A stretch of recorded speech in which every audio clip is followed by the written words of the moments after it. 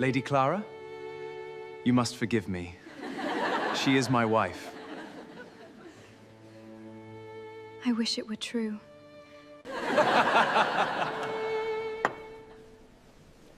Excuse me.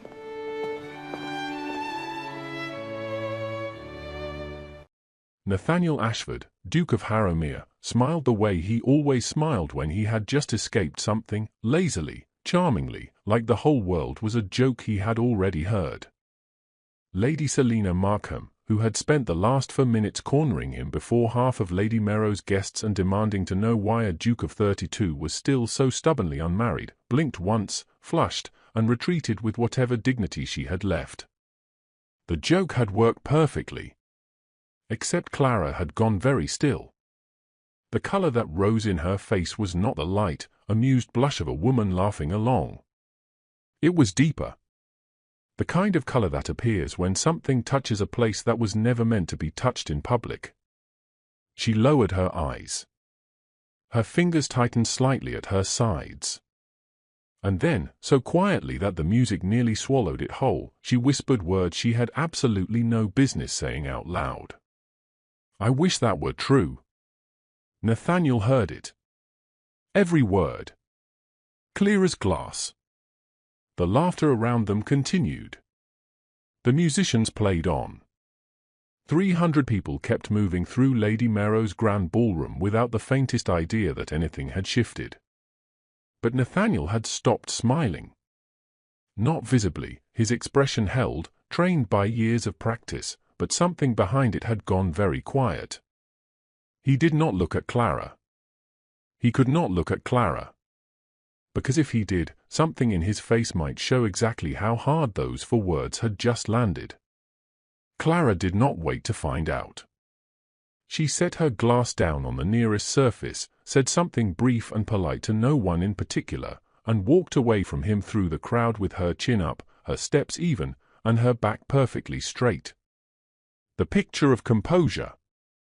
Only he knew it wasn't. He watched her go. And for the first time in 7 years, a joke left him feeling completely unsettled. To understand why those 4 whispered words hit so hard, you have to understand what 7 years between 2 people actually looks like. Clara's father, the late Sir Edmund Wren, had served as Harrowmere's most trusted legal advisor for the last decade of his life. When Sir Edmund died, Clara was 22, quietly grieving, and suddenly unmoored. Nathaniel had not planned to stay in her life.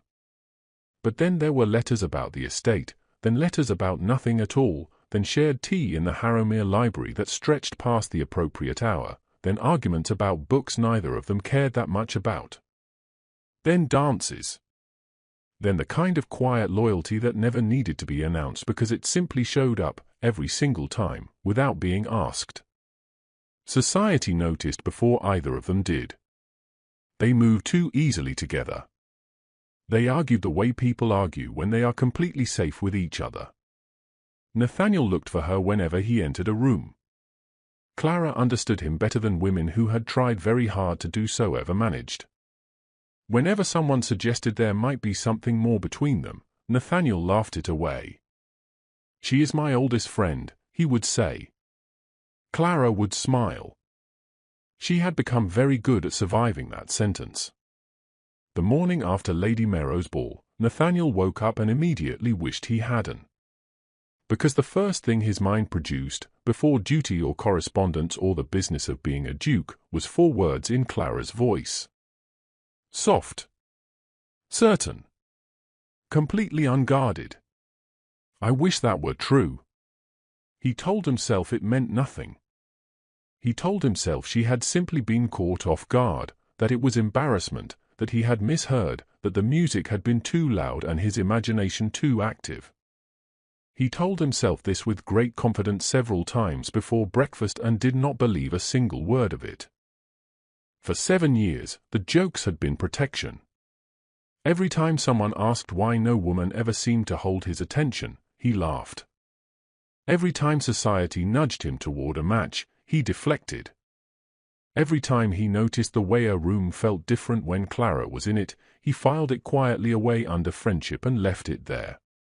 The jokes kept the questions away. They kept him safe.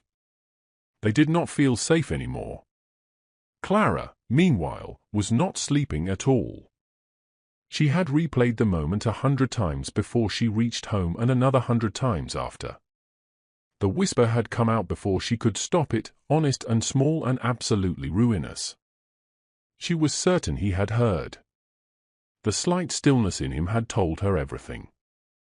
And so she did the only sensible thing available to her. She disappeared. Invitations went unanswered. Notes went unreturned. She claimed headaches, prior engagements, obligations in the country, anything that created distance between herself and the humiliation of having wanted something out loud that he had only ever offered as a punchline. Nathaniel tried to fix it the only way he knew how. Lightly. He sent a note 3 days after the ball, easy and teasing in tone, referencing the look on Selina Markham's face and asking whether Clara had recovered from the excitement. The kind of note that pretended nothing had happened because pretending was what they were both good at. Clara replied in 4 sentences. Polite. Measured. Perfectly correct. Not a single word that sounded like her. He tried again a week later, appearing at a dinner where he knew she would be present, moving toward her the way he always had, naturally, without announcement, the way 2 people move toward each other when proximity has become habit. But Clara did not turn when he approached. She finished her conversation with her hostess, excused herself gracefully, and found somewhere else to be. He stood in the space where she had just been standing. He had never noticed before how much room she occupied simply by being present. How a conversation felt easier when she was nearby. How certain rooms only felt complete once she had walked into them.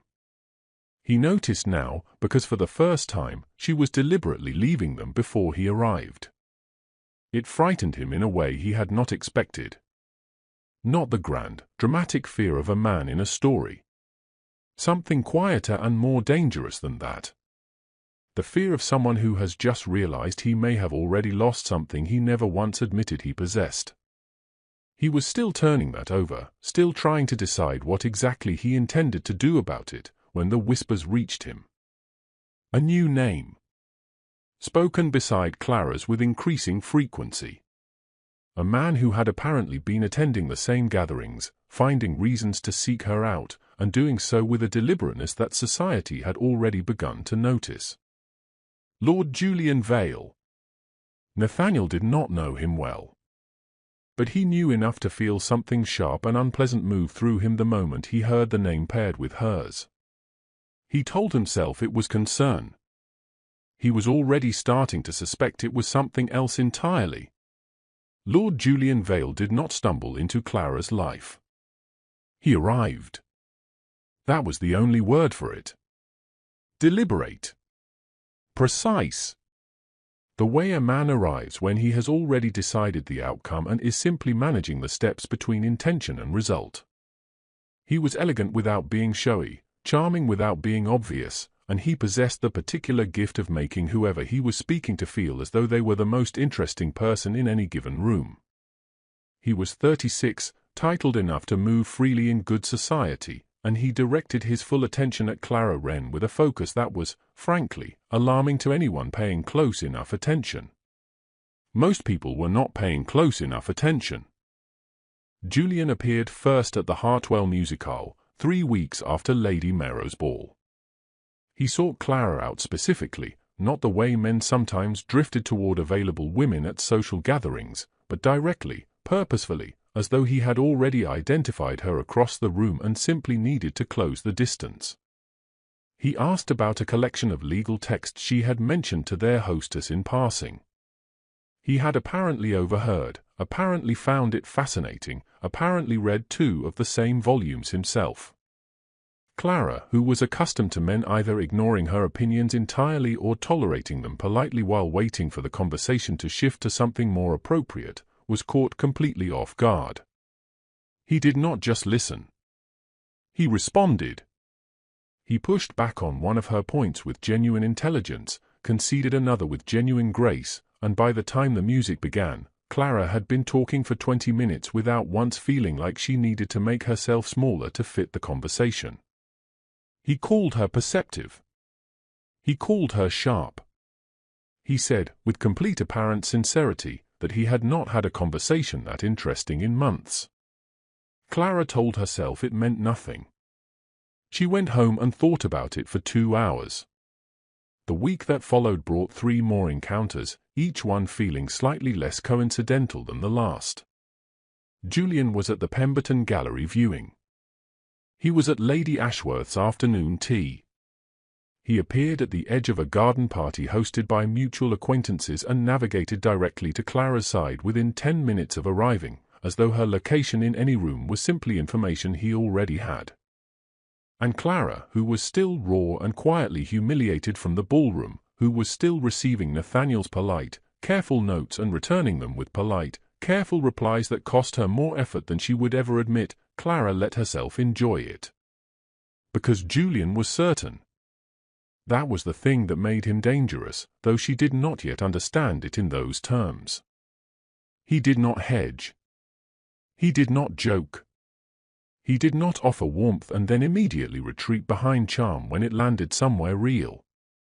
He said directly what he meant, and what he meant, increasingly, was that Clara Wren was remarkable, and that whoever had spent years treating her like a pleasant fixture rather than a woman worth choosing had been making a profound and inexcusable mistake. He never named Nathaniel. He was far too careful for that.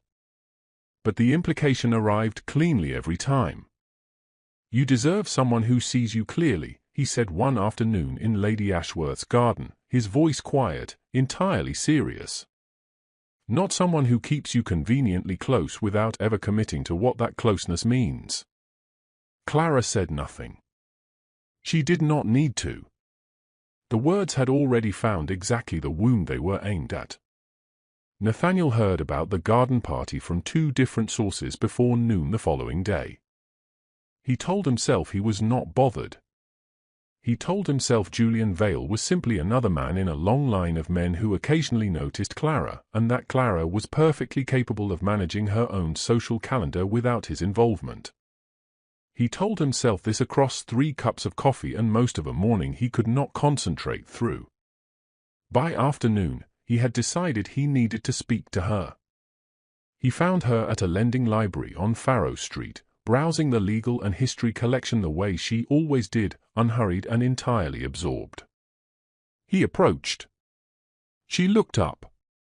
Something passed briefly across her expression, not coldness, exactly, but the careful neutrality of someone who has decided to be guarded, and then she smiled in the polite, measured way she had been smiling at him for 3 weeks. He hated that smile. "I hear Lord Vale has been rather attentive lately," he said, keeping his tone light. Clara returned her attention to the shelf. "He has been kind, yes. He has a reputation for being kind to women in particular circumstances." She turned to look at him then. Not warmly. What circumstances would those be? Nathaniel realized immediately that he had started badly and had no clear path to starting better. "I simply think you should be careful. Vale is not, his intentions are not always what they appear." "His intentions," Clara said evenly, "have been entirely clear. Which is more than I can say for everyone." The last 3 words landed like a door closing. Nathaniel held her gaze. "Clara! You had 7 years, Nathaniel." Her voice did not rise. It did not need to. The quietness of it was worse than anger would have been. 7 years of dinners and letters and dances and every single opportunity a person could reasonably be given. And every time something real came close to the surface, you made it into a joke and walked away. So please do not stand here and warn me about a man who has done nothing except speak to me honestly, simply because you find it inconvenient. She closed the book in her hand, replaced it on the shelf, and left. Nathaniel stood in the lending library for a long moment, surrounded by the quiet rustle of other patrons, and had absolutely nothing to say in his own defense. Because she was right. Julian, meanwhile, was deepening his hold with patience and precision. It began with a question gently delivered during one of their now regular afternoon conversations. He had heard, he said carefully, that her late father had been involved in some rather complex estate matters before his passing. He was not prying, he wanted to be clear about that, but he had some experience with unresolved inheritance questions, and he would hate for Clara to find herself unprotected if any of those old matters resurfaced unexpectedly. Clara hesitated. Julian did not press. He simply left the door open, expressed his concern once more in the warmest possible terms, and moved the conversation elsewhere. He was skilled enough to know that the second approach was more effective than the first. By their next meeting, Clara had mentioned her father's legal files. By the meeting after that, she was describing what they contained. Julian listened with the expression of a man who cared deeply, asked clarifying questions with the precision of a man who cared about something else entirely, and said nothing that could later be characterized as pressure. Clara trusted him. That was the part that would cost her most. 3 days later, Nathaniel arrived late to an evening gathering at the Carrington townhouse. He scanned the room the way he always did, locating Clara by habit before he had consciously decided to look for her. She was near the far doorway, her wrap already around her shoulders, laughing softly at something Julian Vale had just said. Julian's hand rested briefly at the small of her back as he guided her toward the exit, light, familiar, the gesture of a man who had already established the right to it. Clara did not move away from his hand. They left together. Nathaniel stood at the edge of the room and watched the door close behind them. For 7 years, jealousy had been something he deflected with a well-timed joke and a refusal to examine it too closely. There was no joke available to him now. Only the quiet, sickening recognition that while he had been standing still, another man had been moving forward.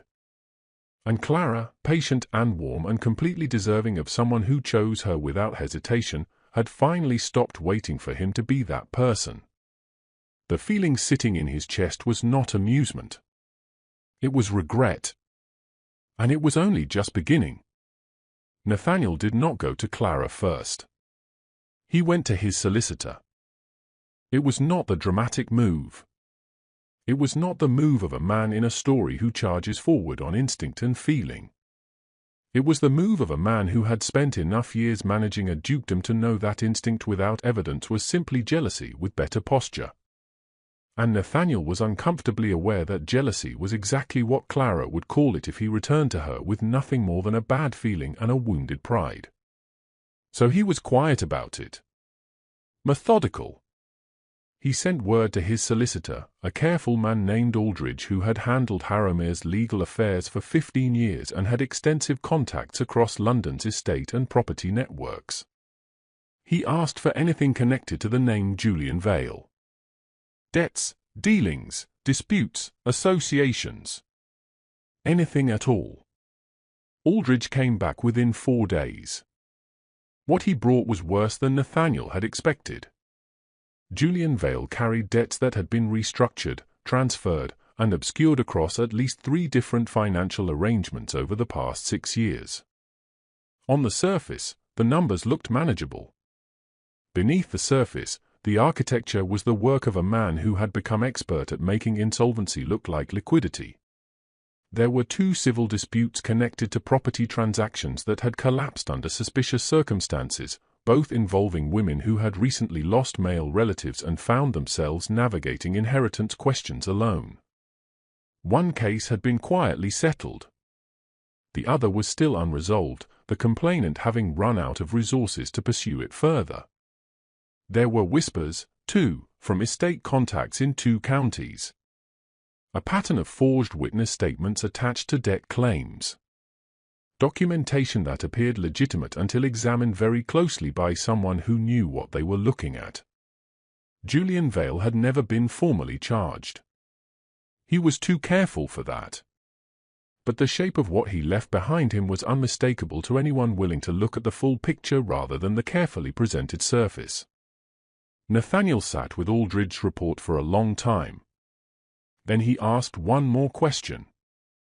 Was there anything connecting Julian Vale specifically to the Wren family estate?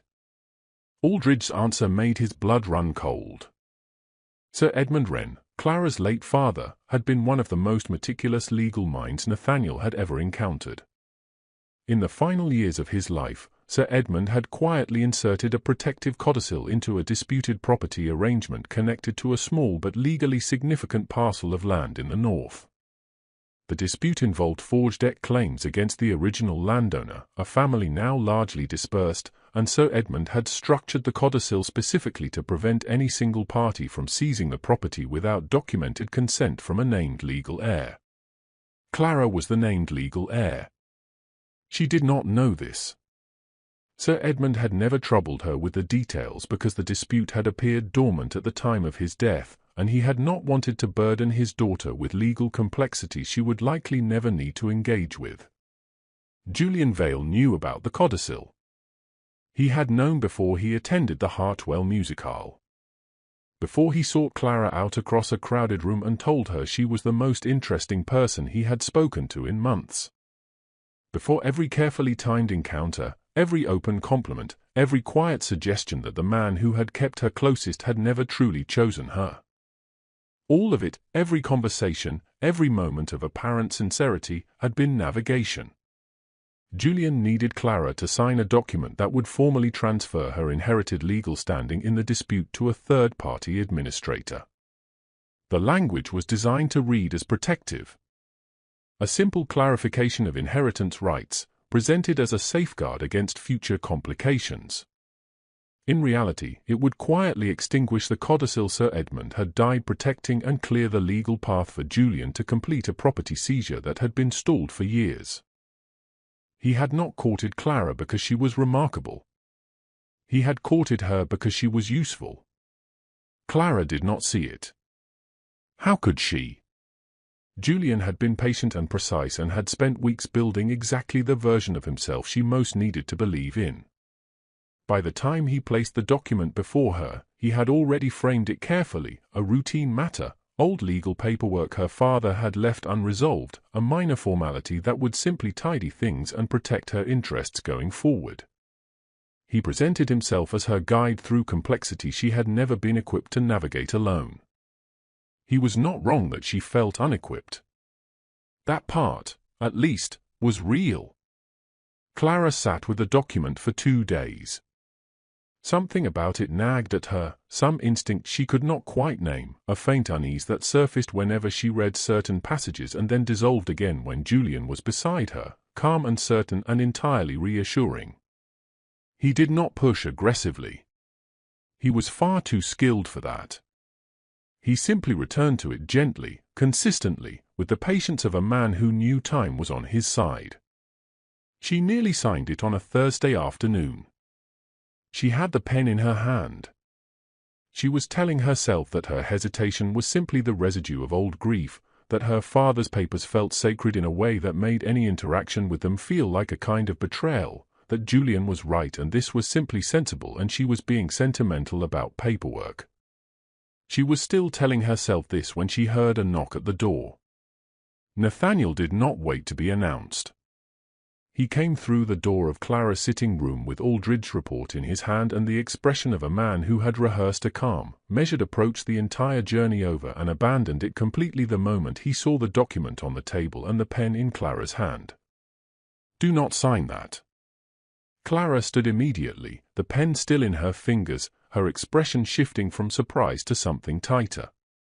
Julian rose from the chair across from her, and the warmth he had worn consistently for weeks dropped away with a speed that was, in itself, its own kind of confession. "Harrimer." Julian's voice was flat. "This is a private matter." "It is a forged one," Nathaniel said.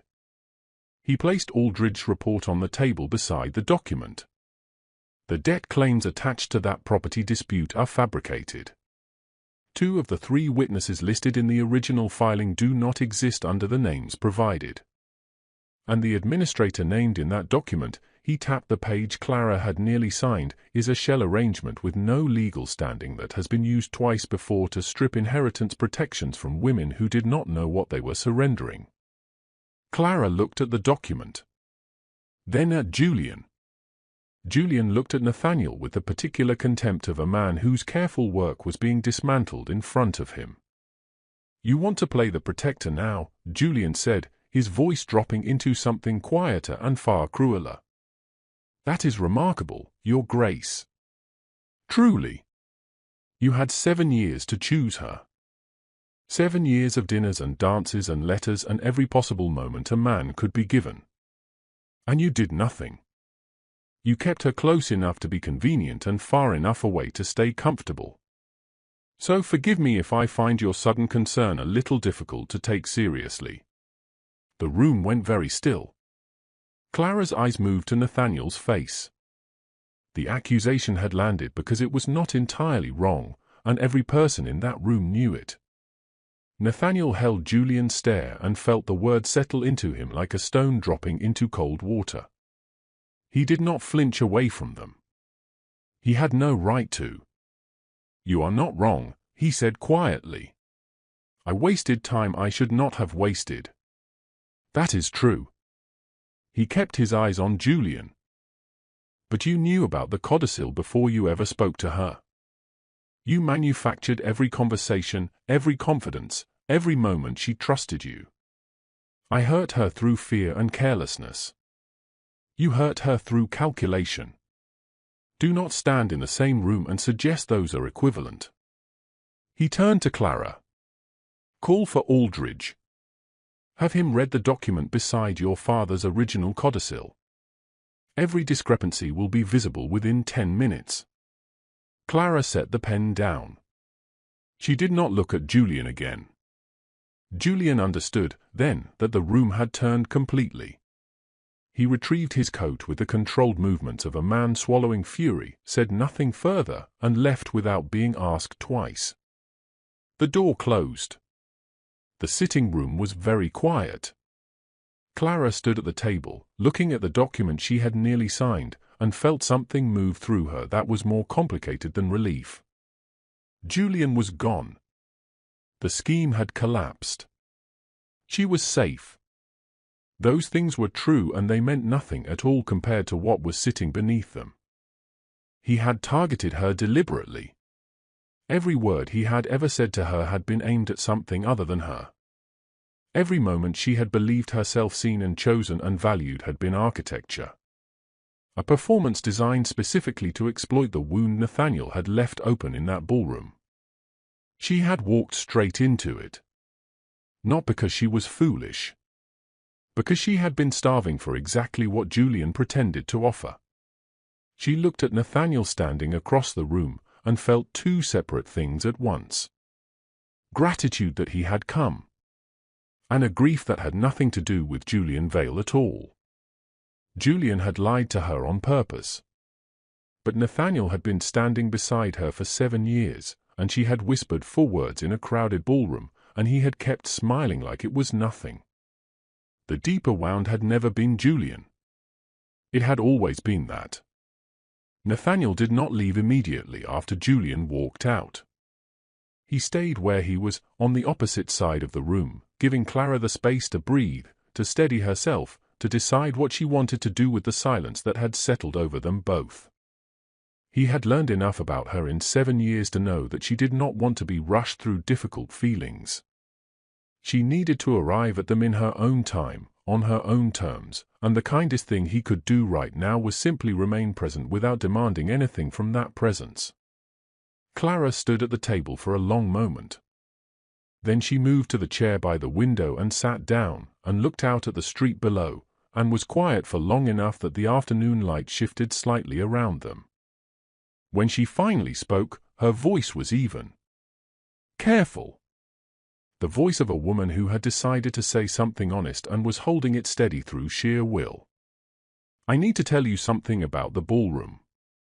Nathaniel said nothing. He waited. "When you said it," she paused. Began again. "When you said I was your wife, I knew it was a joke. I understood immediately what you were doing and why. I was not embarrassed because society laughed. She kept her eyes on the window. I blushed because for one impossible second, before the laughter started, I thought you meant it.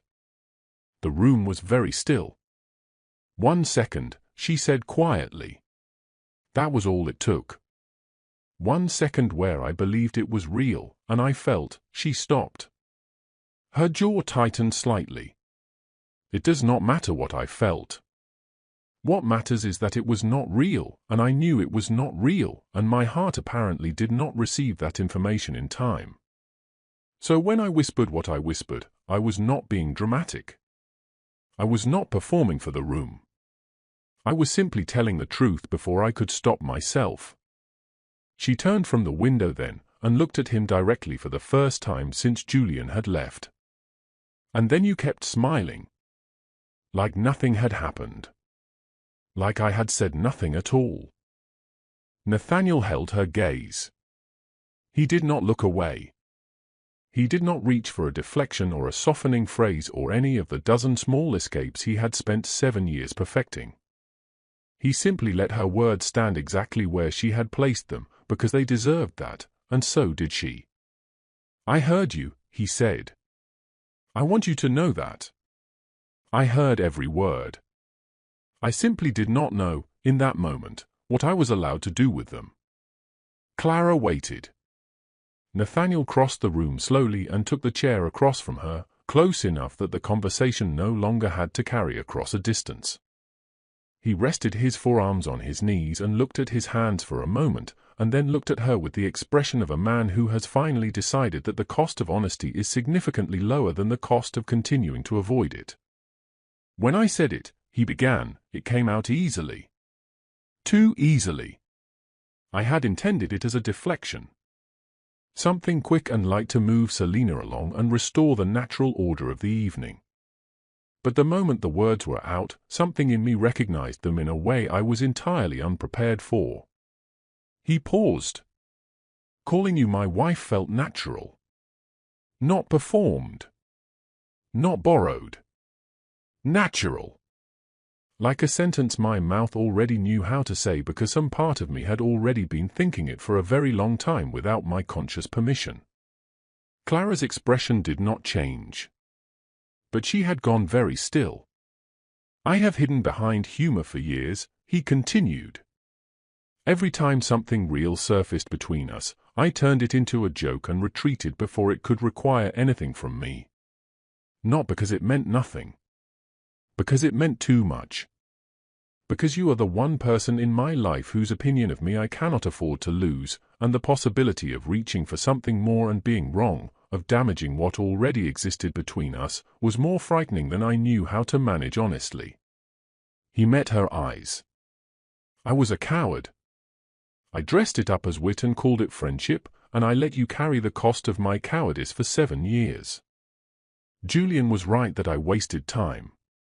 He was right about that, and nothing else. The silence between them was different now. Not the silence of distance. The silence of two people standing at the edge of something and finally acknowledging that the edge is there. 3 days later, Clara came to Harrowmere House. Not for any stated reason. She sent a note simply saying she would call in the afternoon, and Nathaniel had every fire lit and every lamp burning by the time her carriage arrived, which he recognized as transparently hopeful behavior and did nothing to correct. She found him in the library, where she had always found him best, surrounded by the particular comfortable disorder of a room that had absorbed years of argument about books and pots of tea gone cold and long afternoons that extended past any reasonable hour. She sat in the chair she had always occupied, the one angle toward the window, and looked around the room with an expression he could not entirely read. Nathaniel stood. He had rehearsed several versions of this. He had considered the garden, which felt theatrical. He had considered a formal drawing room, which felt wrong. He had considered waiting for a more significant occasion, which felt exactly like the kind of delay that had cost them both so dearly already. The library was correct. It had always been where they were most honestly themselves. He did not perform it. There was no elaborate setup, no borrowed grandeur, no attempt to make the moment larger than it needed to be. He simply stood before her, in the room that had held 7 years of everything they had refused to name, and spoke without armor. "I do not wish to joke about it again." His voice was quiet and entirely steady. "I wish to earn the right to say it honestly. Clara, will you marry me?" She looked at him. She did not answer immediately. She let the question sit between them for long enough that he understood, completely and without any remaining ambiguity, the full weight of what he had nearly thrown away. Every year of deflection. Every retreating joke. Every moment he had chosen safety over truth while she absorbed the consequence of his silence. He understood it. She made certain he understood it. Then she said yes. They married 3 months later in the small chapel at Harrowmere, on a morning in early spring when the grounds were beginning to show the first pale suggestions of green after a long winter. The wedding was not large. It was not designed to be. The guests were those who had been present for the years of friendship that preceded it, family, old connections of her father's, the small number of people who had watched the two of them occupy the same rooms for 7 years and privately concluded the obvious long before either of the principals had managed it. There were no performances, no elaborate displays, no society spectacle. Only a ceremony that felt, to everyone present, deeply and entirely earned. Clara wore ivory. Simple, well-cut, no excessive ornamentation. She had never needed ornamentation. Nathaniel watched her walk toward him and felt, for the first time in his adult life, completely unguarded in a public setting. No charm deployed as shield. No wit positioned between himself and what he actually felt. Just the plain and honest fact of her, walking toward him in the chapel they had both known since childhood, becoming exactly what he should have asked her to become years earlier. The ceremony was short. It was enough.